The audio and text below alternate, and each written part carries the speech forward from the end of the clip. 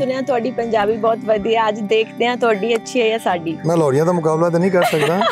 अगर डॉक्टर ਹੁੰਦੇ ਜ਼ਿਆਦਾ ਕਾਮਯਾਬ ਹੋਣਾ ਸੀ ਜਾਂ ਹੁਣ ਤੁਸੀਂ ਜ਼ਿਆਦਾ ਕਾਮਯਾਬ? मेरे हथ पे लगे जो टांके ने ना मरीज ने, वो देख के मेरे उस्ताद दस देंगे सन कि ए मरीज डॉक्टर तारिक दा। ਸਿੱਧੇ ਪੁੱਠੇ ਤੇ ਨਹੀਂ ਲਾ ਦਿੰਦੇ ਸੀ? कुछ ना कुछ तो करता ही होगा। ਤੁਸੀਂ ਕਦੇ ਫਿਲਮਾਂ ਪਾਈਆਂ ਵੀ ਜਾਂ ਸਿਰਫ ਵੇਖੀਆਂ? मैं जिंदगी च तीनों काम कीते ने। ਇੰਟੈਲੀਜੈਂਟ ਲੋਕ ਸਾਰਾ ਕੁਝ ਕਰਦੇ ਆ। सारा कुछ कीता है। ਮਾਧੁਰੀ ਦੀਕਸ਼ਿਤ ਦਾ ਡਾਂਸ ਬੜਾ ਵਧੀਆ ਹੈ। जब माधुरी ਨੂੰ देखना सी ते डांस छोड़ देना सी देखना उसदा। कमाल है। So cute.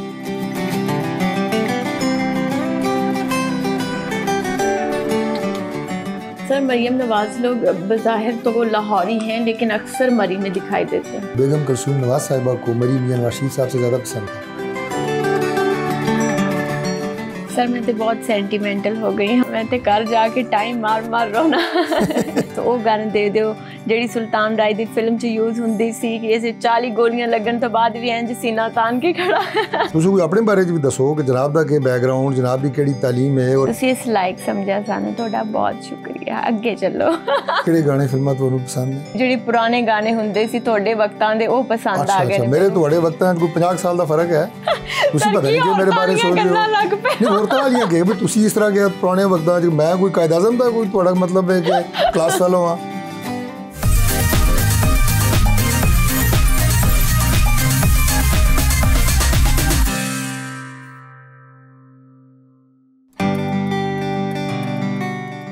आज तक लोग मुझे मेरी इस viral video I hate my पुप्पो के बेटे की वजह से जानते हैं, लेकिन अब मैं आपके लिए बहुत एक्साइटिंग प्रोग्राम ला रही हूँ, समा सितारे।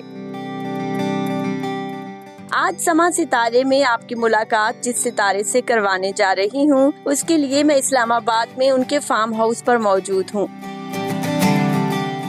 आइए मिलते हैं पाकिस्तान मुस्लिम लीग नून के सीनियर रहनुमा और वफाकी वजीर बराए पार्लिमानी उमूर डॉक्टर तारिक फजल चौधरी से। अस्सलाम वालेकुम सर, कैसे हैं आप?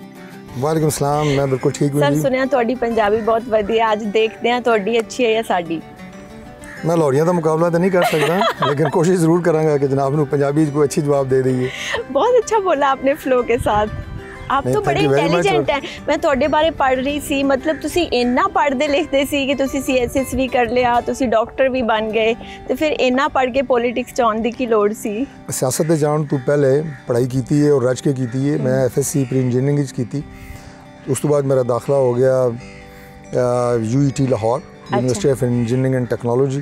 कोई इंजीनियरिंग मेरा खास दिल नहीं लगा। मैं 1 साल तो बाद छड़ के और फिर मैं MBBS से दाखिला लिया। Then I did my MBBS। उस तो बाद मैं CSS किया। CSS तो बाद भी कोई सर्विस मेरा कोई खास इंटरेस्ट नहीं रहा, तो फिर अलहमदुलिल्लाह मेडिकल शोबे की प्रैक्टिस और फिर पॉलिटिक्स आज अल्लाह ताला ने इत्थे बिठाया जी, अल्लाह दा करम है। सर ਤੁਹਾਡਾ ਸ਼ੌਕ ਸੀ ਸ਼ੁਰੂ ਤੋਂ ਕਿ ਤੁਸੀਂ ਪੋਲਿਟਿਕਸ ਚ ਆਣਾ ਹੈ, ਮਤਲਬ ਤੁਹਾਡਾ ਦਿਲ ਲੱਗ ਗਿਆ ਹੁਣ? ਮਤਲਬ ਤੁਸੀਂ ਕਿਹਾ ਤੁਸੀਂ 1 ਤੋਂ 2 ਫੀਲਡ ਚੇਂਜ ਕੀਤੇ। ਮੈਂ ਤੁਹਾਡੇ ਬਾਰੇ ਪੜ੍ਹ ਰਹੀ ਸੀ, ਤੁਹਾਡਾ ਪ੍ਰਾਈਵੇਟ ਕਲੀਨਿਕ ਵੀ ਸੀ। देखो 2 शोबे ऐसे ने जिन्हां नाल मेरा जिंदगी ताल्लुक रहा है अलहमदुलिल्लाह, और दोवां च अगर तुसी चाहो तो मैं समझदा कि उस तो ज़्यादा ना इंसानियत की खदमत नहीं हो सकती। पहला शोबा डॉक्टरी का शोबा है, उसी चीज़ में बहुत दिल ला के काम किया। 4-5 साल प्रैक्टिस हॉस्पिटल, और जिस तरह तुसी खुद के आगे प्राइवेट मेरा हॉस्पिटल भी सी। और उस तो बाद सियासत है। अगर सियासत है तुसी अपने ज़ाती मफादात और इन्हां चीज़ों को बालातर होकर काम करना चाहो ना, तो ये इतनी वड्डी इंसानियत की खदमत है और अपने मुल्क की खदमत है। एक अपॉर्चुनिटी है जी अल्लाह की ज़ात तुहानू देंदी है कि if you want to do you can do it. ਮੈਨੂੰ ਲੱਗਦਾ ਹੈ ਇਹ ਦੋਵੇਂ ਸ਼ੈਆਂ ਮਤਲਬ ਇਕੁਅਲੀ ਕੰਟਰੀਬਿਊਸ਼ਨ ਕਰਦੀਆਂ ਨੇ ਸੋਸਾਇਟੀ 'ਚ, ਕਿਉਂਕਿ ਡਾਕਟਰ ਦਾ ਵੀ ਘੱਟ ਕਿਰਦਾਰ ਨਹੀਂ ਹੁੰਦਾ। ਤੇ ਸਰ ਤੁਸੀਂ ਕੀ ਸਮਝਦੇ ਹੋ, ਅਗਰ ਡਾਕਟਰ ਹੁੰਦੇ ਜ਼ਿਆਦਾ ਕਾਮਯਾਬ ਹੋਣਾ ਸੀ ਜਾਂ ਹੁਣ ਤੁਸੀਂ ਜ਼ਿਆਦਾ ਕਾਮਯਾਬ? जी मैं डॉक्टरी अलहमदुलिल्लाह इतना अच्छा मेरा कैरियर सी कि मेरे हथ पे लगे जो टांके ने ना मरीज नूं, वो देख के मेरे उस्ताद दस देंगे सन कि ए मरीज डॉक्टर तारिक दा है। हाय अल्लाह, सिद्धे पुट्ठे ते नहीं ला देंदे सी? कुछ ना कुछ तो करता ही होगा लेकिन उसने नफासत या महारत, बेसिकली इट्स एन आर्ट ना। मैं सर्जरी मतलब तुसी सर्जन सी? Surgery is an art. ਉਹ ਅਲਹਮਦੁਲਿल्लाह ਮੇਰੇ ਹੱਥੇ ਸਫਾਈ ਇਤਨੀ ਸੀ ਉਹ ਕਹਿੰਦੇ ਸਨ ਕਿ ਡਾਕਟਰ ਤਾਰਿਕ ਦੀ ਸਰਜਰੀ ਕਰਦੇ ਸੀ, ਨੱਕ ਠੀਕ ਕਰਨ ਵਾਲੀ, ਦੰਦ ਠੀਕ ਕਰਨ ਵਾਲੀ, ਜਾਂ ਫਿਰ? नहीं, मैं कोई कॉस्मेटिक सर्जन नहीं सा। I was a general surgeon.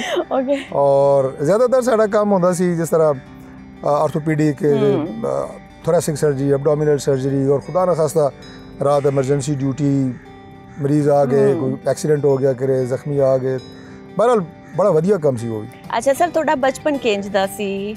ਮਤਲਬ ਤੁਸੀਂ ਸ਼ਰਾਰਤੀ ਹੁੰਦੇ ਸੀ, ਜੌਲੀ ਸੀ, ਜਾਂ ਫਿਰ ਬੜੇ ਸੀਰੀਅਸ ਹੁੰਦੇ ਸੀ, ਜਾਂ ਇੰਜ ਦੇ ਹੀ ਸੀ ਬੜੇ ਅੱਛੇ ਜਿਵੇਂ ਅੱਜ ਜੋ ਮਤਲਬ ਡਾਊਨ ਟੂ ਅਰਥ ਨੇ, ਯਾਰਾਂ ਦੇ ਯਾਰ, ਬੇਲੀਆਂ ਦੇ ਬੇਲੀ? नहीं, बचपन भी मेरा बड़ा, मैं समझदा कि अच्छा वक्त गुजरिया।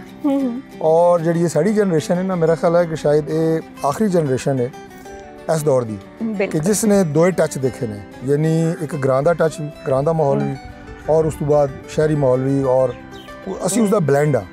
जी मौजूदा जनरेशन है ना, वो मौजूदा जनरेशन हुण वो साडे जिहड़े पुरानी रवायात, कल्चर, ट्रैडिशंस, वो ग्रां वालियां बिल्कुल। ये मैं जनाब नूं दसां कि ये बड़ी खुशकिस्मती है कि तुसी उस कल्चर च रहे हो या कल्चर तुसी देखिया होवे।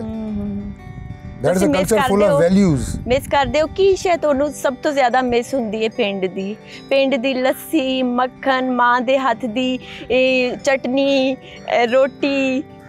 देखो मेरी खैर हुण बहुत ही हल्कियां यादां रह गईयां ने, लेकिन जिहड़ी चीज़ मैनूं याद है वो स्कूल के ज़माने के इब्तदाई अयाम, घोड़ा भी रखा सी, राइडिंग भी करनी, मंझां भी, फार्म सी साडा, और पिंड की हवेली भी मैंने याद है। हल्कियां हल्कियां यादां हैं, लेकिन ज़्यादा वक्त ज़ाहिर है सिंस 1970s तुसीं कह सकते हो, लेट 70s जो स्कूल का ज़माना शुरू होया और सारियां चीज़ां, फिर उस तो बाद शहर ही सारा वक्त गुजरिया।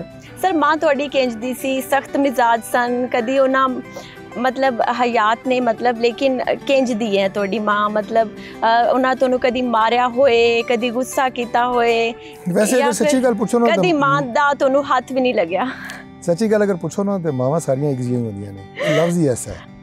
ए ते है, कोई मां जरा उच्चा बोलेगी, कोई थोड़ा धीमा बोलेगी, कोई दो चार चपेड़ा ला देगी, कोई नहीं लांदी, लेकिन मां दी आदि मार भी किसी को याद नहीं रहती। मेरी मां वैसे शफीक मां है, उसने मैंने कदे कुटिया नहीं। सर मेरी अम्मी भी इंज दी है, मतलब जो मेरी दोस्तां कोई दसदी हैं ना कि साडी अम्मी सानू मारदी है, मैं कहनी यार किंज मार, फिर मैनू याद आंदा अच्छा इन्हां नू तां जहन्नम दी अग भी नहीं साड़ना, मैं ही सड़ांगी। कहंदे आ मां बाप दे हथ दा। अच्छा नहीं, मां दी मार जिहड़ी है वो भी इसलाह है, और मैं समझदा कि वो भी जिहड़ी होंदी है डांट या मां दी मार, वो जिंदगी इंसान मिस करदा है।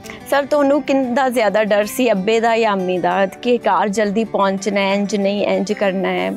नहीं, मैं वाले साहब का बहुत डर सी। अच्छा। और वो बिल्कुल एक जिसनों कहते हैं कि रिवायती डिसिप्लिन के पाबंद, और औलाद नूं डिसिप्लिन का पाबंद रखना, उस तरह के वाले साहब अल्लाह ताला मग़फ़िरत फरमान इस दुनिया नहीं है। क्योंकि आर्मी वाले बड़े डिसिप्लिन के पाबंद होंदे ने। नहीं, मेरा ख्याल है कि जो डिसिप्लिन की पाबंदी है ना, वो असी जोड़ दी है आर्मी दे नाल, of course that is there, क्योंकि हुण लेकिन तुसी वो देखो ना, अगर नजर आंदी है उस इदारे दी अगर तकरीम है, उस इदारे दी अगर अपने वैल्यूज़ ने, और अज भी अगर उस इदारे का तुसी डेकोरम देखते हो, उन्हां दी कामयाबी देखते हो, और खास तौर पर जिहड़ा हुण पिछे असी जंग च अल्लाह ताला दे फजल नाल पाकिस्तान ने इंडिया के खिलाफ कामयाबी हासिल की है, साड़ी अफवाज ने लाइक तहसीन है, लेकिन डिसिप्लिन किसी भी शोबे अगर नहीं होएगा तुसी कामयाब नहीं हो सकते। तुसी स्टूडेंट हो, तुसी पॉलिटिशियन हो, तुसी कारोबारी हो, तुसी मीडिया दे हो, तुसी कोई भी हो, अगर तुहाडी डिसिप्लिन नहीं है ना, तुसी कामयाब नहीं हो सकते। रटदे रहोगे वक्त नाल, लेकिन तुसी जरा उस ना बहुत तरक्की हासिल नहीं कर सकते किसी भी शोबे। सर तुहाडे पिछे कोई किसी उस्ताद दा हाथ होवे जिंदे तुहानू कोई बड़े अच्छे अल्फाज याद होन, बेटा इंज नहीं इंज करना सी? क्योंकि उस्ताद भी साडी जिंदगी च बड़ा रोल निभांदे ने। जेड़े उस्ताद असी अपने दौरे देखे रहे ना, उस माने तालीम जिहड़ी है वो कमर्शियल नहीं सी होंदी। अनफॉर्चुनेटली हुण तालीमी इदारे कमर्शलाइज्ड इदारे ज़्यादा ने, बिल्कुल, और जिहड़ा उन्हां दा एक हार्ट टू हार्ट कनैक्शन होंदा है स्टूडेंट्स दे नाल, वो नहीं रहा। बिल्कुल, मैंने बड़ा दुख होंदा है गल करदी हूं कि वक्त दे नाल मयारी तालीम बुलंद होना चाहिए सी, लेकिन मैं एटलीस्ट अगर तुसी गवर्नमेंट प्लस तुसी प्राइवेट स्कूलों की गल करो तो दोवां दी चीज़ लागू होंदी है। उन्हां दा मयार वक्त नाल थल्ले आ रहा है, और साडा बहुत बड़ा चैलेंज है कि असीं इस वक्त जो अपनी गवर्नमेंट सैक्टर च गल्लां करते हैं कि मयारी तालीम बुलंद करना, और स्कूल्स के अंदर तालीम और प्लस वैल्यूज़ और अकदार स्टूडेंट्स को सिखाना, ये बड़ा ज़रूरी है। मैंने अपने असातिज़ा की सारी सब तो जी चीज़ां याद ने, वो ज़िंदगी के अंदर उन्होंने सानू सिर्फ पढ़ा के डॉक्टर या डिग्री होल्डर नहीं बनाया, बल्कि सानू इंसान बनाया। बिल्कुल, इंसानियत सानू सिखाई, सानू उन्होंने जिंदगी च रहन दे, मतलब वो कुलिया जो कहंदे सी कि बाप दा किरदार निभांदे आ उस्ताद, ओ तुहाडे उस्ताद हुंदे सन। और साडा उन्हां नाल बड़ा ट्यूशन का कोई कॉन्सेप्ट नहीं सी। अगर असी किसी सब्जेक्ट मैं मेरा कोई दोस्त अगर हेल्प चाहिए होंदी सी तो बिल्कुल जिस तरह एक वालिद अपने बच्चे दी ਆ ਤੁਸੀਂ ਇਹ ਕਹੋ ਕਿ ਤਵੱਜੋ ਕਰਦਾ ਹੈ ਤਾਂ ਕਲਾਸਿਸ ਤੋਂ ਬਾਅਦ ਵੀ ਬਿਠਾ ਲੈਣਾ ਕਿ ਭਾਈ ਦੱਸੋ ਮੈਂ ਤੁਹਾਡੀ ਕੀ ਮਦਦ ਕਰ ਸਕਦਾ and without any fees. Sir ਉਹਨਾਂ ਵਕਤਾਂ 'ਚ ਬੜਾ ਘੱਟ ਰਿਵਾਜ ਸੀ ਕਿ ਘਰ ਵਿੱਚ ਫਿਲਮਾਂ ਵੇਖਣ ਦਾ, ਸਿਨੇਮਾ ਹੁੰਦੇ ਸਨ, ਸਟੇਜ ਡਰਾਮਾ ਵੀ ਹੁੰਦੇ ਸੀ, ਤੇ ਤੁਹਾਨੂੰ ਕਿੰਦਾ ਸ਼ੌਕ ਸੀ ਕਿੰਦੀ ਫਿਲਮ ਵੇਖਣੀ ਹੈ? ਜਿਵੇਂ ਅਗਰ ਅੱਜ ਵੀ ਮੈਂ ਸਾਰੀਆਂ ਅਜੇ ਦੇਵਗਨ ਦੀਆਂ ਫਿਲਮਾਂ ਵੇਖੀਆਂ ਨੇ, ਮਤਲਬ ਮੈਨੂੰ ਕੋਈ ਵੀ ਮਿਲਦੀ ਆ ਤੇ ਮੈਂ ਕਹਿੰਦੀ ਆ ਕਿ ਯਾਰ ਇਹਦੀ ਫਿਲਮ ਵੇਖਣੀ ਆ। ਤੇ ਤੁਹਾਡੀ ਕਿਹੜੀ ਹੀਰੋਇਨ ਫੇਵਰਿਟ ਰਹੇ ਨੇ? ਮੈਂ ਜ਼ਿੰਦਗੀ 'ਚ ਤਿੰਨੋਂ ਕੰਮ ਕੀਤੇ ਨੇ। ਅੱਛਾ, ਮੈਂ ਥੀਏਟਰ ਵੀ ਦੇਖਿਆ। ਇੰਟੈਲੀਜੈਂਟ ਲੋਕ ਸਾਰਾ ਕੁਝ ਕਰਦੇ ਆ। ਸਾਰਾ ਕੁਝ ਕੀਤਾ ਹੈ। ਮੈਂ ਥੀਏਟਰ ਵੀ ਦੇਖਿਆ, ਮੈਂ ਆਪਣੇ ਜਿਹੜੇ ਸਾਡੇ ਸਿਨੇਮਾਘਰ ਹੁੰਦੇ ਸਨ ਉਹਨਾਂ ਸਿਨੇਮਾ ਵੀ ਦੇਖੀਆਂ ਨੇ, ਆਪਣੀਆਂ ਫਿਲਮਾਂ ਵੀ ਦੇਖੀਆਂ ਨੇ, ਪੰਜਾਬੀ ਫਿਲਮਾਂ ਵੀ, ਉਰਦੂ ਫਿਲਮਾਂ ਵੀ, ਔਰ ਉਸ ਤੋਂ ਬਾਅਦ ਘਰ 'ਚ ਵੀ ਫਿਲਮਾਂ। ਮੇਰਾ ਸ਼ੌਕ ਰਿਹਾ ਹੈ। ਹੁਣ ਜ਼ਰਾ ਟਾਈਮ ਘੱਟ ਮਿਲਦਾ ਹੈ, ਲੇਕਿਨ ਅਗਰ ਤੁਸੀਂ ਇੰਡੀਅਨ ਫਿਲਮਾਂ ਦੀ ਗੱਲ ਕਰੋ ਤੇ ਮਾਧੁਰੀ ਮੇਰੀ ਫੇਵਰੇਟ ਐਕਟਰੈਸ ਸੀ, ਤੇ ਅਗਰ ਸਾਡੀ ਤੁਸੀਂ ਗੱਲ ਕਰੋ ਤਾਂ ਬਾਬਰਾ ਸ਼ਰੀਫ ਪਾਕਿਸਤਾਨ ਫਿਲਮਾਂ ਦੀ। ਅੱਛਾ, ਹੁਣ ਵੀ ਤੁਸੀਂ ਦੇਖੋ ਦੇ ਆਰ ਸਟਿਲ ਲੈਜੈਂਡਸ। ਬਿਲਕੁਲ ਬਿਲਕੁਲ, ਮਤਲਬ ਮੁਖਤਸਰ ਟਾਈਮ ਵਾਸਤੇ ਲੋਕ ਆਉਂਦੇ ਨੇ ਫਿਲਮ ਇੰਡਸਟਰੀ ਚਲੇ ਜਾਂਦੇ ਨੇ, ਬਟ ਦੇਰ ਆਰ ਫਿਊ ਕੈਰੈਕਟਰਸ ਕਿ ਜਿਹੜੇ ਵਕਤ ਦੇ ਨਾਲ ਨਾਲ ਉਹਨਾਂ ਦਾ ਨਾਮ ਵੱਧਦਾ ਜਾਂਦਾ ਹੈ। ਦਲੀਪ ਕੁਮਾਰ ਸਾਹਿਬ ਲੈਜੈਂਡਸ ਆਪਣੇ ਦੌਰ ਦੇ। ਸਰ ਮਾਧੁਰੀ ਦੀਕਸ਼ਿਤ ਦਾ ਡਾਂਸ ਬੜਾ ਵਧੀਆ ਹੈ, ਵੇਖਦੇ ਤੁਸੀਂ ਕਦੀ ਵੇਖਿਆ? ਜਦ ਮਾਧੁਰੀ ਨੂੰ ਦੇਖਣਾ ਸੀ ਤੇ ਡਾਂਸ ਛੋੜ ਦੇਣਾ ਸੀ ਦੇਖਣਾ ਉਸਦਾ। ਕਮਾਲ ਹੈ। So cute. ਅੱਛਾ ਸਰ, ਤੁਸੀਂ ਕਦੇ ਫਿਲਮਾਂ ਪਾਈਆਂ ਵੀ ਜਾਂ ਸਿਰਫ ਵੇਖੀਆਂ? ਨਹੀਂ ਦੇਖੋ, ਜਦੋਂ ਤੁਸੀਂ ਜ਼ਿੰਦਗੀ ਦੇ ਸਾਰੇ ਹਾਲਾਤ ਵਾਕਿਆਤ ਵਿੱਚ ਗੁਜ਼ਰ ਕੇ ਆਉਂਦੇ ਹੋ, ਮੁਖਤਲਿਫ ਮਰਾਹਿਲ ਤੇ ਸਾਰੇ ਮਰਾਹਿਲ ਆਉਂਦੇ ਨੇ, ਛੋਟੇ ਮੋਟੇ, ਕਿਰੇ ਜ਼ਿਆਦਾ ਕਿਰੇ ਘੱਟ ਤੁਸੀਂ ਕਹਿ ਲਓ। ਮੇਰਾ ਖਿਆਲ ਹੈ ਇਹ ਸਿਆਸੀ ਜਵਾਬ ਇੱਥੇ ਤੱਕ ਰਹੇ ਤੇ ਠੀਕ ਹੈ। ਸਰ ਵੈਸੇ ਤੁਸੀਂ ਮਾਸ਼ਾਅੱਲਾ ਸਿਆਸਤ ਤੋਂ ਵੱਧ ਕੇ ਜਵਾਬ ਦਿੱਤਾ, ਮੈਂ ਤੁਹਾਨੂੰ ਅਪਰੀਸ਼ੀਏਟ ਕਰਦੀ ਹਾਂ, ਕਿਉਂਕਿ ਸਿਆਸਤਦਾਨ ਜਿਹੜੇ ਨਾ ਮੈਂ ਹੈਰਾਨ ਰਹਿ ਜਾਂਦੀ ਹਾਂ। ਇੰਜ ਲੱਗਦਾ ਜਿਵੇਂ ਇਹ ਫਰਿਸ਼ਤੇ ਨੇ, ਇਹ ਮਤਲਬ ਕੋਈ ਇੰਨਾ ਕੀਤਾ ਹੀ ਨਹੀਂ ਜ਼ਿੰਦਗੀ 'ਚ। ਨਹੀਂ ਐਡੇ ਫਰਿਸ਼ਤੇ ਵੀ ਨਹੀਂ ਹੁੰਦੇ ਔਰ ਮੇਰਾ ਖਿਆਲ ਹੈ ਕਿ ਐਡੇ ਫਰਿਸ਼ਤੇ ਬਣਨ ਦੀ ਜ਼ਰੂਰਤ ਵੀ ਨਹੀਂ ਹੈ। ਅਸੀਂ ਇੱਕ ਨॉर्मल ਇਨਸਾਨ ਹਾਂ। ਬਿਲਕੁਲ। ਔਰ ਸਾਡੀ ਲਾਈਫ ਪੈਟਰਨ ਥੋੜਾ ਮੁਖਤਲਿਫ ਜ਼ਰੂਰ ਹੈ, ਕਿਉਂਕਿ ਉਸ ਵਿੱਚ ਸਾਡੀ ਆਪਣੀ ਪਰਸਨਲ ਲਾਈਫ ਘੱਟ ਤੇ political life means public life ਜ਼ਿਆਦਾ ਹੈ। ਬਿਲਕੁਲ, that is the main difference। ਲੇਕਿਨ ਇਹ ਨਹੀਂ ਹੈ, ਬਿਲਕੁਲ ਨॉर्मल ਜ਼ਿੰਦਗੀ ਹੁੰਦੀ ਹੈ। ਔਰ ਫਿਰ ਅਸੀਂ ਤੁਸੀਂ ਥੋੜਾ ਜਿਹਾ ਟਾਈਮ ਐਡਜਸਟ ਕਰਨਾ ਹੈ ਕਿ ਮੈਂ ਫੈਮਿਲੀ ਨੂੰ, ਜਾਂ ਅਗਰ ਤੁਸੀਂ ਕੋਈ ਬਿਜ਼ਨਸ ਕਰ ਰਹੇ ਹੋ, ਜਾਂ ਡੈਫੀਨੇਟਲੀ ਹਰ ਪੋਲੀਟੀਸ਼ੀਅਨ ਕੁਝ ਨਾ ਕੁਝ ਕੰਮ ਕਰ ਹੀ ਰਿਹਾ ਹੁੰਦਾ ਹੈ, ਔਰ ਥੋੜਾ ਜਿਹਾ ਤੁਹਾਡੀ ਆਪਣੀ ਜਿਹੜੀ ਪਰਸਨਲ ਲਾਈਫ ਹੈ, ਔਰ ਉਸ ਸਭ ਤੋਂ ਇੰਪੋਰਟੈਂਟ ਜਿਹੜੀ ਉਹ ਤੁਹਾਡੀ ਹੈਲਥ ਹੈ। ਕਿ ਅਗਰ ਤੁਸੀਂ ਦਿਨ ਵਿੱਚ 1 ਘੰਟਾ ਆਪਣੇ ਆਪ ਨੂੰ ਦੇ ਸਕੋ, ਵਰਜ਼ਿਸ਼ ਕਰ ਸਕੋ, ਵਾਕ ਕਰ ਸਕੋ, ਉਹ ਤੁਹਾਡੀ ਨॉर्मल ਜਿਹੜੀ ਸਾਡੀ ਸਟ੍ਰੈਸ ਹੈ ਨਾ ਪੋਲੀਟੀਕਲ ਲਾਈਫ, ਉਸ ਦਾ ਸਟ੍ਰੈਸ ਉਹ ਵੀ ਕਵਰ ਹੁੰਦਾ ਹੈ ਅਗਰ ਤੁਸੀਂ ਆਪਣੇ ਆਪ ਨੂੰ ਥੋੜਾ ਟਾਈਮ ਦਿਓ। ਸਰ ਸਾਈਕੋਲੋਜੀਕਲ ਇਹ ਹੈ ਫੈਕਟ ਹੈ ਕਿ ਜਿਹੜੇ ਜ਼ਹੀਨ ਲੋਕ ਹੁੰਦੇ ਆ, ਕਿਉਂਕਿ ਤੁਸੀਂ ਜ਼ਹੀਨ ਹੋ ਇਹ ਮੈਨੂੰ ਪਤਾ ਚੱਲ ਗਿਆ। ਮੇਰੇ ਮੱਥੇ ਤੇ ਲਿਖਿਆ ਹੈ ਮੈਂ ਜ਼ਹੀਨ ਹਾਂ। ਨਹੀਂ, ਤੁਸੀਂ ਡਾਕਟਰੀ ਵੀ ਕੀਤੀ ਸੀ, ਐਸਐਸ ਵੀ ਪਾਸ ਕੀਤਾ। ਜੀ ਮੁਲਾਕਾਤ ਤੇ ਤੁਹਾਨੂੰ ਪਤਾ ਲੱਗ ਗਿਆ ਕਿ ਮੈਂ ਜ਼ਹੀਨ ਹਾਂ। ਨਹੀਂ, ਤੁਸੀਂ ਸੀਐਸ ਵੀ ਪਾਸ ਕੀਤਾ। ਸਭ ਦਾ ਮੈਂ ਰਿਕਾਰਡ ਦੀ ਬੁਨਿਆਦ ਤੇ ਕਹਿ ਰਹੇ ਹੋ। ਠੀਕ ਹੈ। ਤੇ ਜਿਹੜੇ ਜ਼ਹੀਨ ਸਾਈਕੋਲੋਜੀਕਲ ਫੈਕਟ ਇਹ ਕਹਿੰਦਾ ਹੈ ਕਿ ਜਿਹੜੇ ਜ਼ਹੀਨ ਲੋਕ ਹੁੰਦੇ ਨੇ ਉਹਨਾਂ ਨੂੰ ਮੁਹੱਬਤ ਵੀ ਬੜੀ ਡਾਢੀ ਹੁੰਦੀ ਆ। ਤੁਸੀਂ ਦੱਸੋ ਫਿਰ, ਮਤਲਬ ਹੋਈ ਜ਼ਹੀਨ ਲੋਕਾਂ ਨੂੰ ਮੁਹੱਬਤ ਬੜੀ ਡਾਢੀ ਹੁੰਦੀ ਹੈ। ਮੁਹੱਬਤ ਦੇ ਮਾਨੇ ਪਤਾ ਹੁੰਦੇ ਆ ਕਿ ਇਹ ਮੁਹੱਬਤ ਆ। ਨਹੀਂ, ਮੈਂ ਇਹ ਕਹਿ ਰਿਹਾ ਕਿ ਜ਼ਹੀਨ ਲੋਕਾਂ ਨੂੰ ਮੁਹੱਬਤ ਵੀ ਬੜੀ ਡਾਢੀ ਹੁੰਦੀ ਹੈ ਔਰ ਜ਼ਰੂਰ ਹੁੰਦੀ ਹੈ, ਔਰ ਉਸ ਨੂੰ ਹਮੇਸ਼ਾ ਸਿਗਾ ਰਾਜ ਵਿੱਚ ਵੀ ਰੱਖਦੇ ਨੇ। ਇਹ ਵੀ ਬੜਾ ਜ਼ਰੂਰੀ ਹੈ। ਸਰ ਕੀ ਕਹਿਣਾ ਚਾਹੁੰਦੇ ਹੋ, ਸਹੀ ਦੱਸੋ। ਮੈਂ ਸਹੀ ਦੱਸ ਰਿਹਾ। ਉਹ ਜ਼ਹੀਨ ਆਦਮੀ ਕਦੇ ਵੀ ਜਿਹੜਾ ਹੈ ਨਾ ਉਹ ਆਪਣੇ ਪੁਸ਼ੀਦਾ ਰਾਜ਼ ਨਹੀਂ ਬਾਹਰ ਡਿਸਪਲੇ ਕਰੇਗਾ ਟੀਵੀ ਤੇ। ਮੇਰੇ ਖਿਆਲ ਕਰਨਾ ਵੀ ਨਹੀਂ ਚਾਹੀਦਾ। ਬਿਲਕੁਲ, ਇਹ ਤੇ ਹੈ। ਬਸ ਥੋੜਾ ਜਿਹਾ ਪੁੱਛਣਾ ਸੀ, ਉਹ ਸਾਨੂੰ ਪਤਾ ਚੱਲ ਗਿਆ, ਵੀਵਰਸ ਨੂੰ ਵੀ ਪਤਾ ਚੱਲ ਗਿਆ। ਅੱਛਾ, ਇਹ ਦੱਸੋ ਕਿ ਮਾਂ-ਬਾਪ ਦੇ ਤੁਸੀਂ ਫਰਮਾ ਬਰਦਾਰ ਲੱਗਦੇ ਹੋ ਤੇ ਤੁਸੀਂ ਕਿਆ ਹੈ ਵੀ ਸਨ।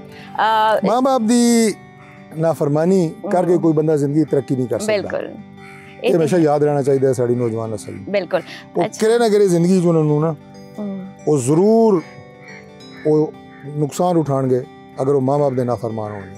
ਇੰਜੀ ਹੈ। ਤੇ ਸਰ ਤੁਸੀਂ ਲਵ ਮੈਰਿਜ ਫਿਰ ਕੀਤੀ ਜਾਂ ਅਰੇਂਜ? ਇਹ ਵੀ ਮੇਰੀ ਬਾਇਓਗ੍ਰਾਫੀ ਲਿਖਿਆ ਕਰੇ।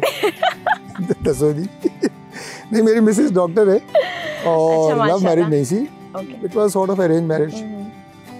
मतलब कोई ऐसा सीन नहीं सी शादी के पीछे, लेकिन our families were known to each other. उठू इस तरह का बने और किस्मत के फैसले होंगे ने बुनियादी तौर पे। बिल्कुल, हुण किस्मत दा नाम आ गया, मैं शक च पै गई कि तुसी कितना खुश हो ना। नहीं, मैं बहुत खुश हूं अल्हम्दुलिल्लाह। Sorry, happily married. जी जी। अच्छा सर, ये दसो कि नून लीग च आउण दा क्यों फैसला किया? होर भी ते जमातां है सन। बस नून लीग जी तुसी ये कहो कि जिस तरह बात चीज़ां इंसान नूं जायज़ मिलदियां ने ना, इसी तरह जो नून लीग है मैंने विरासत मिली है। मेरे वाले साहब मुस्लिम लीगी सन, बड़े डाई हार्ड मुस्लिम लीगी बिल्कुल, और जब तक वो जिंदा रहे ने he was active in politics. कभी मैंने तो इलेक्शन से कॉन्टेस्ट नहीं किया, लेकिन लोकल बॉडीज़ वगैरह इस्लामाबाद दे और थ्रू आउट मुस्लिम लीग। सो पैशन मुस्लिम लीग दा और मैं बचपन तो देख रहा सा उन्हों दा। लेकिन दूसरी ये चीज़ है कि जड़ी इस जमात के अंदर ना वैल्यूज़ अकदार और पैशन कम करने दा फॉर्मर प्राइम मिनिस्टर और साढ़े इस वक्त प्रेजिडेंट नवाज शरीफ साहब दे और उसके बाद मौजूदा वज़ीर आज़म शहबाज शरीफ साहब दे। तो I admire that passion and try to follow that. Shahbaz साहब ने कम करके मैं पहले इस तो पहले पिछले दौर जो साढ़ा 2013 तो 18 का दौर से उसी चीज़ में अलहमदुलिल्लाह वज़ीर सा कैबिनेट मैंबर सा मियां नवाज शरीफ साहब नाल उन्होंने भी बड़ा क्लोज में काम किया। तो हुण मैं शहबाज शरीफ साहब नाल काम कर रहा। तो यकीन करो कि बड़ा मज़ा आता है और मैं दावे नाल गल कह सकदा कि किसी भी मिनिस्टर की अपनी मिनिस्ट्री जितनी वर्किंग और नज़र है ना उस तो ज़्यादा प्राइम मिनिस्टर शहबाज शरीफ साहब की हर मिनिस्टर की मिनिस्ट्री और उसके काम में नज़र है। ज़्यादा फोकस है, उन्होंने पता होता है कि मिनिस्ट्री कौन बंदा क्या काम कर रहा है, दे रिजल्ट्स के ने और टाइम लाइन्स दे नाल तुहानू वो चैलेंज देंगे भाई अगले 3 महीने का प्लान 10, 6 का 10, इंप्लीमेंटेशन 10। सो बड़ा ही कॉरपोरेट तरीके दे नाल वो वजारतां दी निगरानी कर रहे हैं और उस वजह तो तुहानू मुल्क में बेहतरी के आसार नज़र आ रहे हैं और मजीद आएंगे इंशाल्लाह। ते सर तुहाडे फेवरेट कौन है अगर गल की जाए बड़ा क्लोज हो कि नवाज शरीफ या फिर Shahbaz Sharif in the politics दे कॉन्टेक्स्ट विच केड़े अच्छे पॉलिटिशियन? देखिए मियां नवाज शरीफ साहब 3 दफ़ा प्राइम मिनिस्टर रहे ने और साड़ी पार्टी के कायद ने ऑफ कोर्स लीडर ने खुद शहबाज शरीफ साहब कहते हैं वो मेरा बड़े भाई भी हैं और लोकां दी भी एफिलिएशन उन्हां नाल लिया उन्हां दे नाल भी काम कीता। उन्हां दा अपना एक एक्सपीरियंस सी। शहबाज साहब की जी काम करने की स्पीड है वो ज़्यादा है। अच्छा। और डांट भी ज़्यादा सुनने को मिलती है। अच्छा। जड़ा मिनिस्टर उन्होंने मीटिंग करके बाहर निकलता है उसको पूछो मीटिंग कर रहे हैं वो कहता डांट सुन के आए हैं मीटिंग करी सी। अच्छा। यस बिल्कुल बाकायदा डांटते हैं। जरा जी तुसी सुस्ती करो डांट पेगी तुहानू और उसमें अच्छा लगता है कि उन्होंने नज़र है फोकस है और फोकस उन्होंने ज़ात दा नहीं है फोकस मुल्क वास्ते है। वो चाहते हैं कि जड़ा कम सालां दा महीने च होवे तो महीने दा कम दिनां च दिनां दा कम घंटियां च that is called Shahbaz speed basically जड़ा तुसी सुनते रहंदे हो। बिल्कुल मैं ये भी सुनया मरियम नवाज स्पीड भी। देखिए मरियम बीबी का जड़ा चैलेंज सी ना पंजाब विच एज चीफ मिनिस्टर उस तो पहले 10 साल चीफ मिनिस्टर शहबाज साहब रह के आए ने उत्थे। वो शहबाज साहब की स्पीड में मैनेज करना पंजाब विच वो इतना आसान नहीं सी। लेकिन मैं साड़ी भैन है मैं उस बीबी को दाद देना कि उसने मैच किया है कम करके दसिया है। कोई ऐसा ज़िला नहीं कोई ऐसी तहसील नहीं जिथे मैडम मरियम नवाज पहुँचे ना हो। मुख्तलिफ इवेंट्स हर शोबे कम हूँ तुम देखो अनफॉर्चुनेटली जी मुल्क की सलाब की सूरत हाल है कम तो पैशन इस तरह होना चाहिए। अगर अल्लाह ने तुम्हें जिम्मेदारी दी है तो फिर अगर ज़रूरत पवे तो तुम दिन रात जाके काम करो। सर क्या कहेंगे अली अमीन गंडापुर कोई किरदार निभा सकते हैं? कैसी हुकूमत कर रहे हैं वो केपी में? देखिए अली अमीन गंडापुर मैं उनकी शख्सियत पर तो कोई बात नहीं करूँगा लेकिन परफॉर्मेंस वाइज जो है वो बहुत पुअर परफॉर्मेंस है। और ये मैं इसलिए नहीं कह रहा कि मेरा ताल्लुक किसी दूसरी सियासी जमात से है। अब यहाँ ये उनकी तीसरी टर्म है लेकिन अगर आप देखेंगे अभी ये सैलाब की जो बात होती है इसमें सबसे बड़ा फैक्टर ये है कि वहाँ जंगलात की कटाई हुई है बेदरे कटाई हुई है। अली अमीन गंडापुर से पहले कटाई बंद थी बैन था इन्होंने आगे खोली। अब वो किसी को अगर 50 दरख्त काटने के परमिट लेता है तो वो 500 काट लेता है। अच्छा उस्मान बुज़दार को अगर कंपेयर किया जाए अली अमीन गंडापुर से तो फिर किसकी परफॉर्मेंस बेहतर थी? देखिए उस्मान बुज़दार तो एक बाख्तियार वज़ीर आला नहीं थे वो एक कमज़ोर वज़ीर आला जो लगाए गए उसकी बुनियादी वजह ये थी कि इमरान खान साहब और बुशरा बीबी उस सूबे के ऊपर अपनी मुकम्मल ग्रिप रखना चाहते थे और थोड़ा सा मैं समझता हूँ कि इनसिक्योरिटी का भी शिकार थे क्योंकि चीफ मिनिस्टर पंजाब एक बहुत तगड़ा चीफ मिनिस्टर होता है तो कहीं ये बहुत कैप्चर ना कर ले पार्टी ना मेरी कैप्चर कर ले या कोई लीडरशिप ना कैप्चर कर ले कमज़ोर आदमी उन्होंने लगाया। अली अमीन हेड स्ट्रॉन्ग आदमी है काम समझता है लेकिन उसकी प्रायोरिटीज़ नहीं है उसकी प्रायोरिटीज़ कुछ और है। उसकी प्रायोरिटीज़ सूबा बनाने से ज़्यादा अपना आप बनाना है। सूबे के अवाम को तवज्जो दें तो वो इंटेलिजेंट आदमी है आई मस्ट से। सर सही कह रहे हैं आप बिल्कुल सही कह रहे हैं। अच्छा सर, आप सच्ची बात करूंगा, सर, चाहे आप उनका ताल्लुक पॉलिटिक्स दूसरी में नहीं जमात से डलते, है। लाइक मैंने कभी नहीं देखा आपकी बहुत बड़ी कोई कंट्रोवर्सी आई हो या आप बहुत ज़्यादा बोले हो, तो आपके फेलोज हैं जैसे अता तारड़ हैं, वो इतना बोलते हैं और काफ़ी दफ़ा अब्यूजिव भी हो जाते हैं, तो क्या वजह है? देखिए, अता तारड़ जो है मेरा छोटा भाई है, जो वो ज़्यादा बोलते हैं ना, वो शौक से नहीं बोलते, ये उनकी मजबूरी है, क्योंकि ये उनका टास्क है। अच्छा। वो वजारत इत्तलात और नशरियात के वज़ीर हैं। अच्छा, अल्लाह ना करे आप भी बने। He is face of the government. जो गवर्नमेंट की पॉलिसी है, जो प्राइम मिनिस्टर जो है सोच रहे हैं या कर रहे हैं, और हर शोबे के अंदर जो जो वजारतें जो जो अचीवमेंट्स कर रही हैं, उनको वजारतें खुद भी बताती हैं, लेकिन ऑफिशियली वो जिम्मेदारी होती है वफाकी वज़ीर इत्तलात और नशरियात। इसलिए वो ज़्यादा बोलते हैं, वो ज़्यादा बोलना चाहिए उन्हें। तो जब आप ज़्यादा बोलते हैं तो आप गलतियाँ भी करते हैं। तो फिर ये अस्मा कुदरती बुखारी बात के है। बारे में क्या अगर उनको कहेंगे? कोई स्टेटमेंट आपको लगा कि वो ट्रैक से उतरा हुआ है, तो ज़्यादा बोलेंगे तो कोई दो वर्ड तो आप स्किप कर ही जाते हैं। बिल्कुल। तो अस्मा बुखारी बहुत ज़्यादा बोलती है। अस्मा बुखारी तो एक चीती है जी, वो तो आपको पता अच्छा। है। बिल्कुल, उसको तो मैं बड़ा एडमायर करता हूँ, बहुत ज़बरदस्त। आपको लगता है ऐसे होना चाहिए ख़वातीन को? लाइक बिल्कुल होना चाहिए। आप उनका करियर देखें, और बड़ी मेहनत की है अस्मा बुखारी ने, और बड़ा वक्त दिया है पॉलिटिक्स को, और ख़वातीन के लिए ज़ाहिर है पूरी दुनिया में भी, लेकिन पाकिस्तान में बड़ा चैलेंजिंग होता है कि आप जो है पॉलिटिक्स के अंदर उस अंदाज से कि बिल्कुल आप दिन रात काम करें, मेहनत करें, तो मुश्किल होता है, लेकिन उन्होंने किया, परफॉर्म किया। तो अस्मा बुखारी बाज़ दफ़ा बहुत अग्रेसिव हो जाती, जैसे उन्होंने एक प्रेस कॉन्फ्रेंस ही कर डाली पूरे घंटे की अपने ड्रेसिंग के ऊपर, तो क्या वजह है? ड्रेस अच्छा पहना होगा तो कर दी, तो क्या हो गया? वैसे मैंने देखी नहीं है वो। अच्छा, नहीं, ये बड़ी कंट्रोवर्सी हुई थी ना, कि उन्होंने कहा मैं आपके अब्बे के दिए पैसों से पहनती हूँ, आप लोगों की अम्मियाँ कपड़े नहीं पहनती हैं, तो मैं क्या करूँ, कुछ इस तरह की चीज़ें उन्होंने मैंने देखी नहीं, इसलिए मैं उस पर ज़्यादा कमेंट नहीं कर सकता। ऑनेस्टली मैंने नहीं देखी। ओके, ठीक है। नहीं, लेकिन बहरहाल मैंने जैसे आपको बताया ना, देखें अब मैं थोड़ा मज़ीद एक्सप्लेन कर देता हूँ। अब मैं लेकिन आप इख्तिलाफ करते हैं, कहीं ना कहीं लाइन क्रॉस नहीं करनी चाहिए, चाहे कुछ भी हो जाए, बेशक वो पीटीआई वाले हों, या मैं ये भी कहती हूँ पीटीआई वालों ने भी लाइन क्रॉस की थी जब उनकी हुकूमत थी, उन्होंने ऐसे ऐसे केसेस भी डाले जो नहीं थे।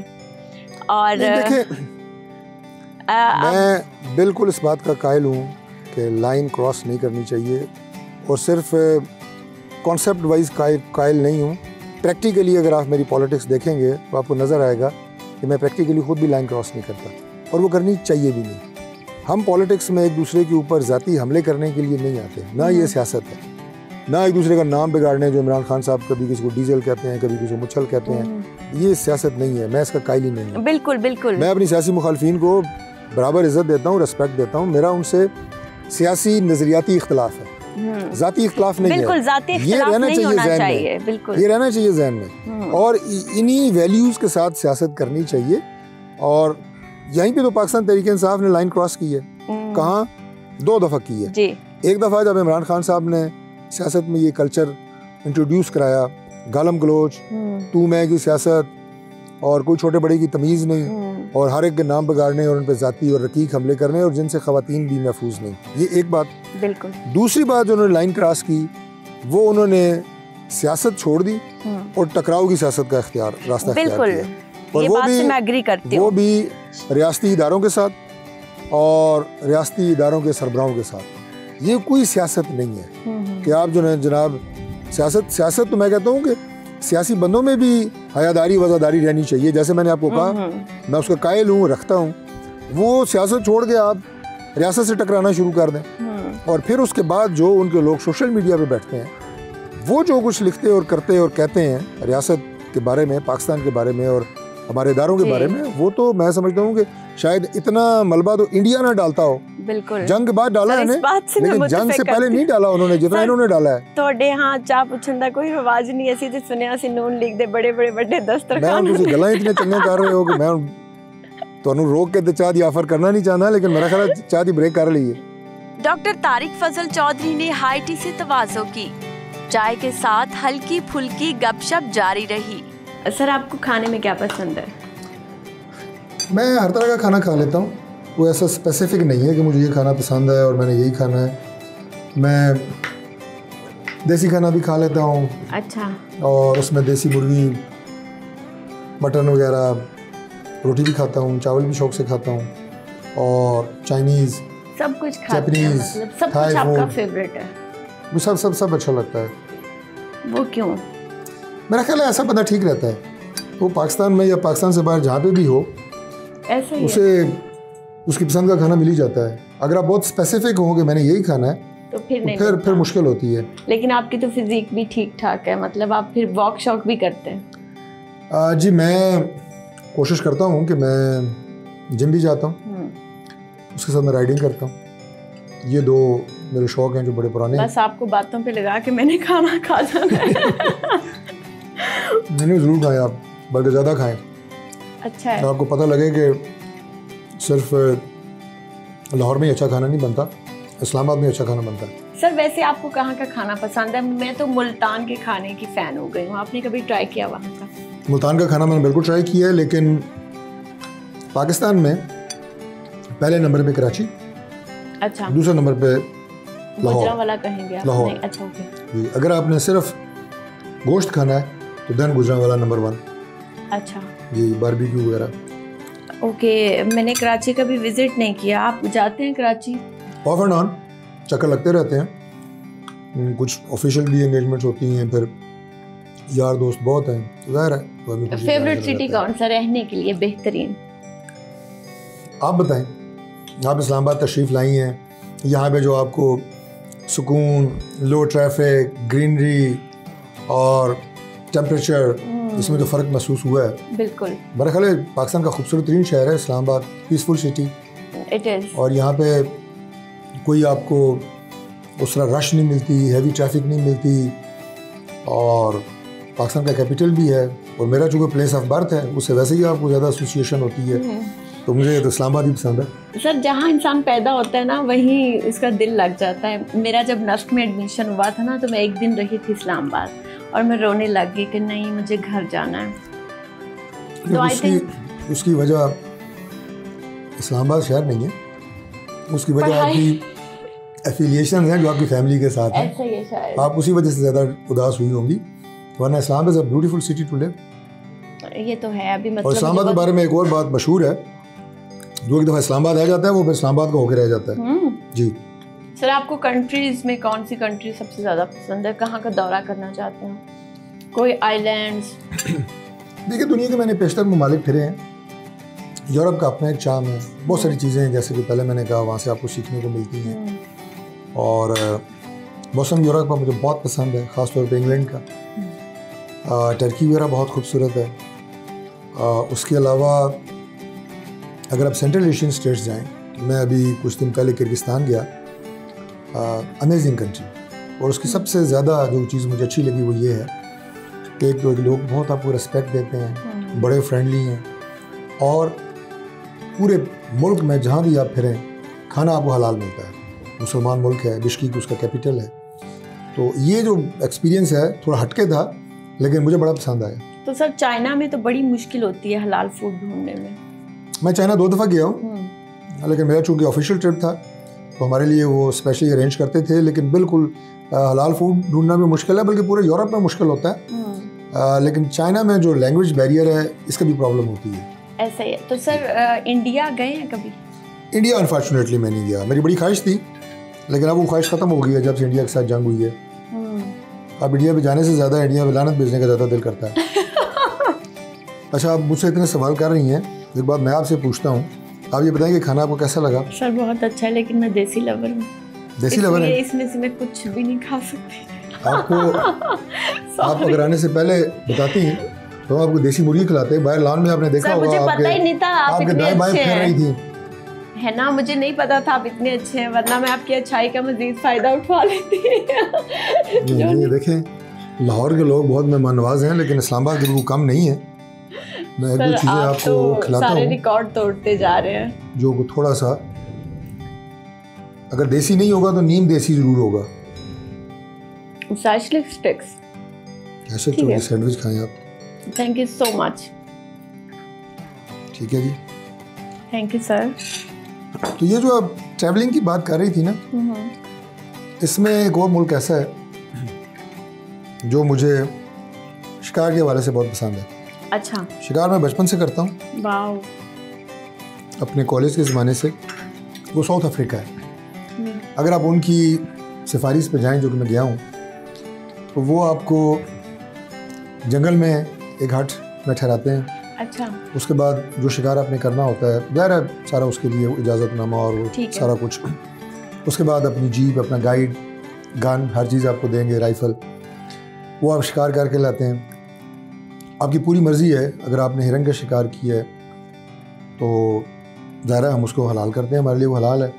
वो लेके आप अपने हट पे आएँ, खुद उसको काटें, खुद उसको बारबेक्यू बनाएं, खुद उसका खाना बनाएं, सालन बनाएं। क्या पसंद है शिकार में सबसे ज़्यादा? सबसे ज़्यादा शिकार में तो मुझे हिरन का शिकार।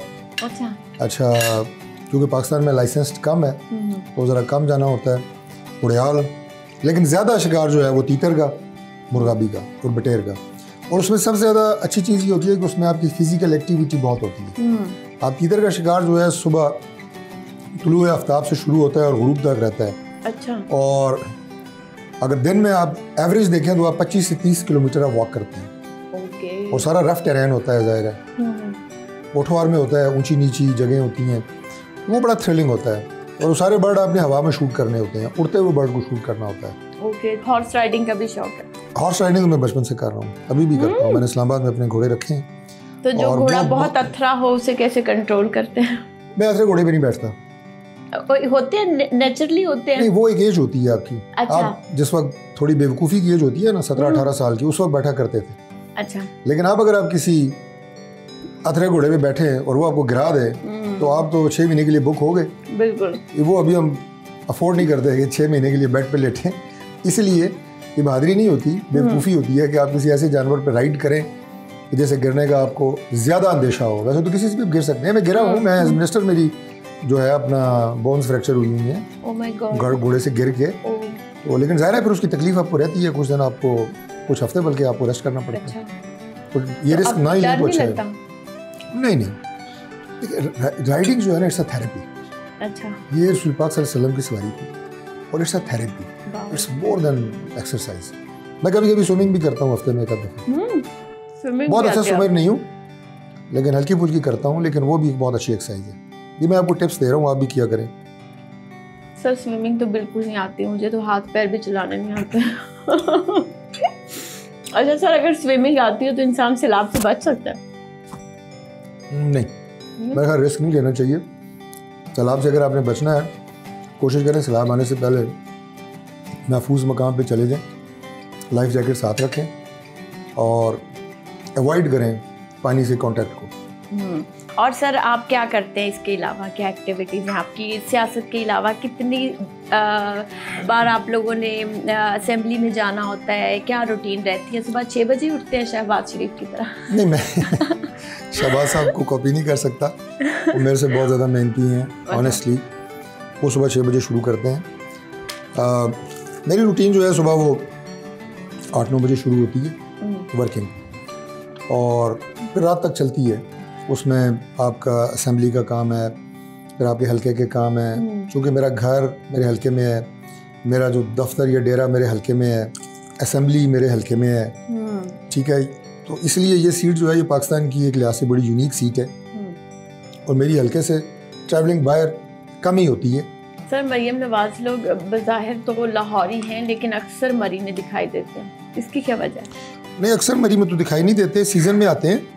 और मियां नवाज शरीफ साहब को मरी बहुत पसंद है। बल्कि मैं आपको अंदर की बात अगर बताऊं तो बेगम कुलसूम नवाज साहिबा को मरी मियां नवाज शरीफ साहब से ज़्यादा पसंद था। अल्लाह की मग़फ़िरत फरमाए, बहुत अजीम खातून थी। और मियां साहब की उनके साथ जो कंपेनियनशिप थी वो भी बहुत ज़बरदस्त थी। एक आइडियल आप ये कहें कि रिलेशनशिप जो मियां बीवी का हो सकता है, बहुत इज़्ज़त एहतराम के साथ। तो मियां साहब बहुत पसंद करते थे मरी आना, ठहरना। और मुझे उन्होंने बताया कि डॉक्टर साहब मरी से मैं और बेगम साहिबा पैदल नथिया गली तक। अच्छा जी, ये बात है अर्ली 70s की। Okay okay. जी, तो उस वक्त ज़रा ट्रैफिक होती नहीं थी, रश कम थी, यानी इतना वो शौक रखते हैं। ये तकरीबन 4-4.5 घंटे का सफ़र है पैदल। Oh my God. जी मैं गई हुई हूँ। यस जी, तो ये आप तो गाड़ी पे गई होंगी ज़ाहिर है। तो वो जब सीज़न होता है तो मियां साहब तशरीफ़ लेके आते हैं।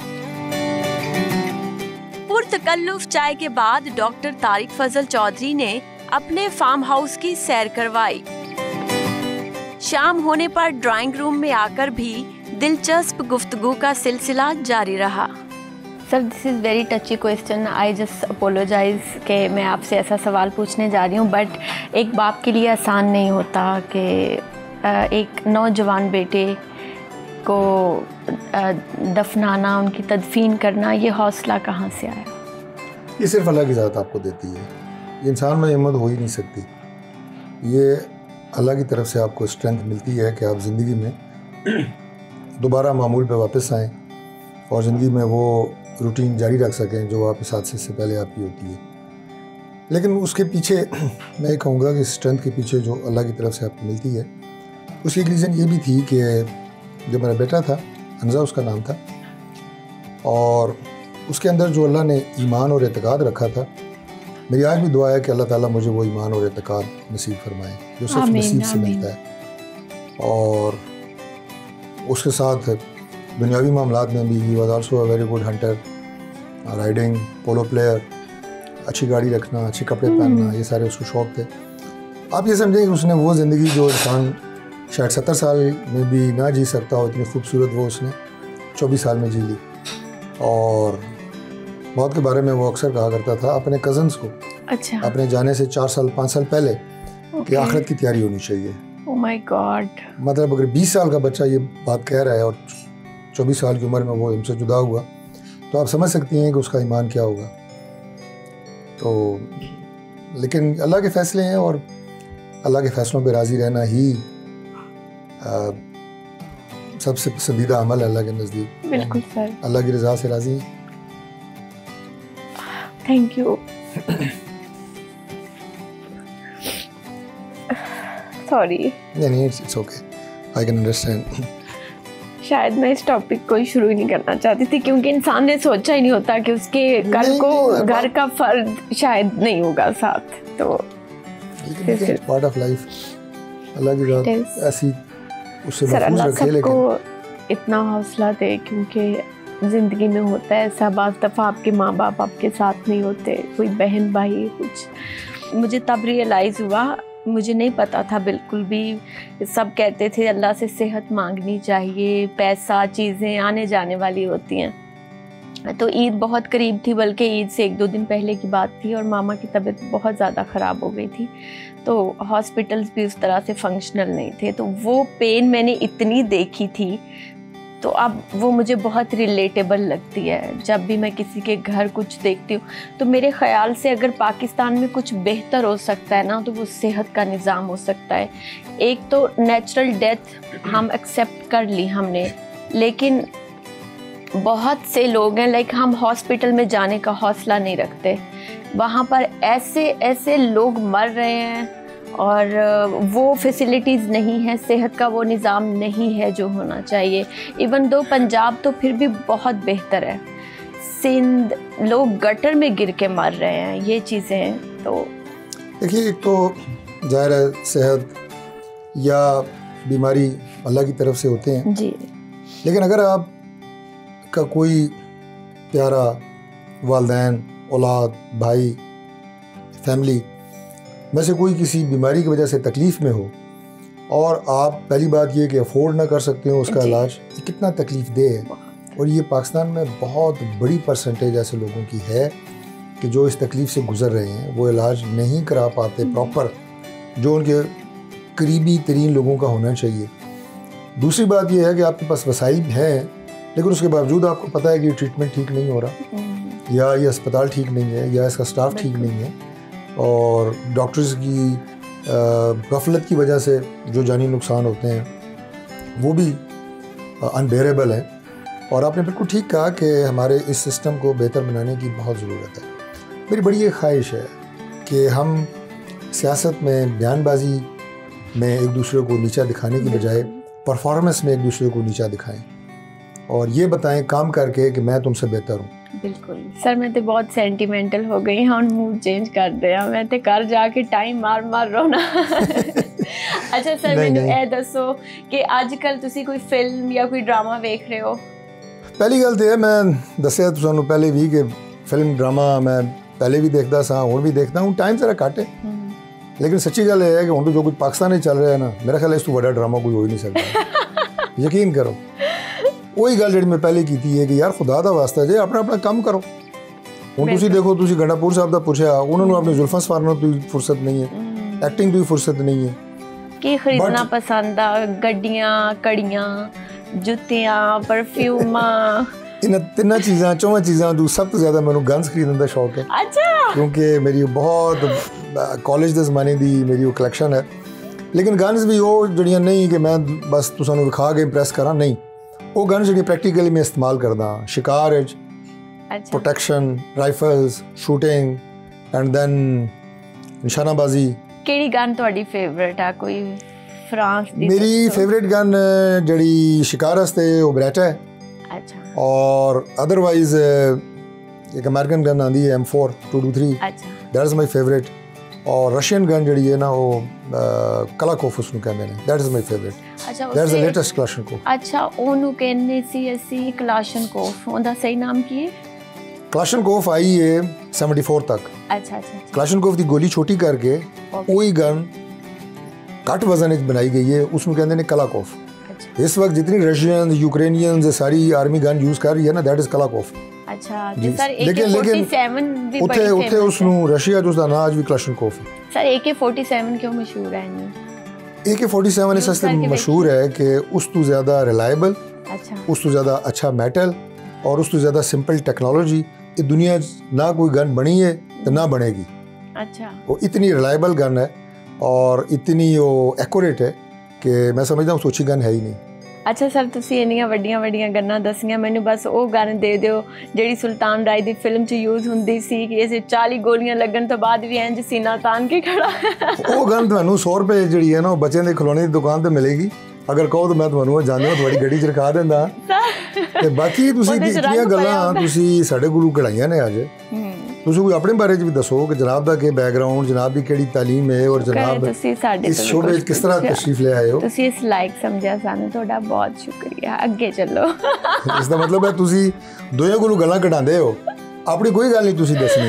ਇਹ ਜਿਤਨੇ ਸਵਾਲ ਤੁਸੀਂ ਮੇਰੇ ਕੋਲੋਂ ਪੁੱਛ ਰਹੇ ਨਾ ਕਿ ਜਨਾਬ ਕਿਹੜੀਆਂ ਫਿਲਮਾਂ ਤੁਹਾਨੂੰ ਪਸੰਦ ਨੇ, ਕਿਹੜੇ ਗਾਣੇ ਪਸੰਦ ਨੇ, ਕਿਹੜੀ ਐਕਟਰ ਐਕਟਰਸ ਪਸੰਦ ਹੈ, ਜ਼ਿੰਦਗੀ ਦੇ ਜਨਾਬ ਖੁਸ਼ਗਵਾਰ ਲਮਹਾਤ, ਜ਼ਿੰਦਗੀ 'ਚ ਪਿਆਰ ਹੋਇਆ, ਮੁਹੱਬਤ ਹੋਈ ਜਾਂ ਨਹੀਂ ਹੋਈ, ਇਹ ਸਾਰਿਆਂ ਦਾ ਜਵਾਬ ਤੁਸੀਂ ਹੁਣ ਦਿਓਗੇ ਮੈਨੂੰ ਕਿ ਤੁਸੀਂ ਕੀ ਕਰਦੇ ਰਹੇ ਹੋ ਜ਼ਿੰਦਗੀ। ਔਰ ਉਸ ਤੋਂ ਬਗੈਰ ਮੈਂ ਤੁਹਾਨੂੰ ਜਾਣ ਨਹੀਂ ਦੇਣਾ। 5 ਘੰਟੇ ਤਾਂ ਹੋ ਜਾਏਗਾ। ਇਸ ਦਾ ਮਤਲਬ ਹੈ ਕਿ ਤੁਹਾਡੇ ਕੋਲ ਬਹੁਤ ਸਟੋਰੀਆਂ ਨੇ। ਬਹੁਤ, ਮਤਲਬ ਮੈਨੂੰ ਲੱਗਦਾ ਸਾਲ ਵੀ ਘੱਟ ਪੈ ਜਾਏਗਾ। ਕੋਈ ਇੱਕ ਦੋ ਹੀ ਦੱਸ ਦਿਓ ਤਾਂ ਕਿ ਨਾਜ਼ਰੀਨ ਨੂੰ ਵੀ ਪਤਾ ਲੱਗ ਜਾਏ ਕਿ ਚਲੋ ਪੁੱਛੋ। ਅੱਛਾ, ਤੁਸੀਂ ਮੈਨੂੰ ਦੱਸੋ ਕਿ ਤੁਹਾਡੀ ਤਾਲੀਮ ਜਿਹੜੀ ਹੈ ਉਹ ਕਿਹੜੇ ਸ਼ਹਿਰ ਦੀ ਹੈ? ਸਰ ਲਾਹੌਰ ਦੀ। ਅੱਛਾ, ਕਿਹੜੇ ਗਾਣੇ ਫਿਲਮਾਂ ਤੁਹਾਨੂੰ ਪਸੰਦ ਨੇ? ਸਰ ਹੁਣ ਤੇ ਮੈਂ ਮਤਲਬ ਬਿਲਕੁਲ ਸੂਫੀ ਹੋ ਗਈ ਹਾਂ। ਹੁਣ ਤੇ ਮੈਂ ਉਹ ਵਾਲੇ ਜਿਹੜੇ ਪੁਰਾਣੇ ਗਾਣੇ ਹੁੰਦੇ ਸੀ ਤੁਹਾਡੇ ਵਕਤਾਂ ਦੇ, ਉਹ ਪਸੰਦ ਆ ਗਏ। ਮੇਰੇ ਤੁਹਾਡੇ ਵਕਤਾਂ 'ਚ ਕੋਈ 50 ਸਾਲ ਦਾ ਫਰਕ ਹੈ? ਸਰ ਤੁਸੀਂ ਕੀ ਸਮਝਦੇ ਹੋ? ਮੇਰਾ ਖਿਆਲ ਹੈ 5-7 ਸਾਲ ਦਾ ਫਰਕ ਹੋਣਾ ਹੈ। ਤੁਸੀਂ ਪਤਾ ਨਹੀਂ ਕਿ ਮੇਰੇ ਬਾਰੇ ਸੋਚਦੇ ਹੋ। ਨਹੀਂ, ਔਰਤਾਂ ਵਾਲੀਆਂ ਕਿ ਵੀ ਤੁਸੀਂ ਇਸ ਤਰ੍ਹਾਂ ਕਿ ਪੁਰਾਣੇ ਵਕਤਾਂ 'ਚ ਮੈਂ ਕੋਈ ਕਾਇਦ ਆਜ਼ਮ ਦਾ ਕੋਈ ਤੁਹਾਡਾ ਮਤਲਬ ਹੈ ਕਿ ਕਲਾਸ ਫੈਲੋ ਹਾਂ? ਮੈਂ ਦੱਸਿਆ ਤੁਹਾਨੂੰ ਥੋੜਾ ਹੀ ਫਰਕ ਹੋਏਗਾ। ਸਰ ਇੰਨਾ ਘੱਟ ਫਰਕ ਨਹੀਂ ਹੋ ਸਕਦਾ, ਮਤਲਬ ਹੋਏਗਾ ਆਪਣਾ ਫਰਕ ਕੋਈ 60-70 ਸਾਲ ਦਾ। 60-70 ਸਾਲ ਤਾਂ ਪਾਕਿਸਤਾਨ ਨੂੰ ਨਹੀਂ ਹੋਏ ਬਣੇ ਹੋਏ ਹੋ। ਚਲੋ ਛੱਡੋ, ਬਹਰਾਲ ਆਈ wish you all the best. Thank you so much sir, ਬੜਾ ਅੱਛਾ ਲੱਗਾ। ਔਰ ਤੁਸੀਂ ਆਪਣਾ ਕੈਰੀਅਰ ਦਾ ਮਾਸ਼ਾਅੱਲਾ ਤੁਹਾਡਾ ਜ਼ਾਹਿਰ ਹੈ, ਮੈਂ ਨਹੀਂ ਪਤਾ ਤੁਹਾਨੂੰ ਕਿੰਨੇ ਸਾਲ ਹੋਏ ਨੇ, but I wish you all the best.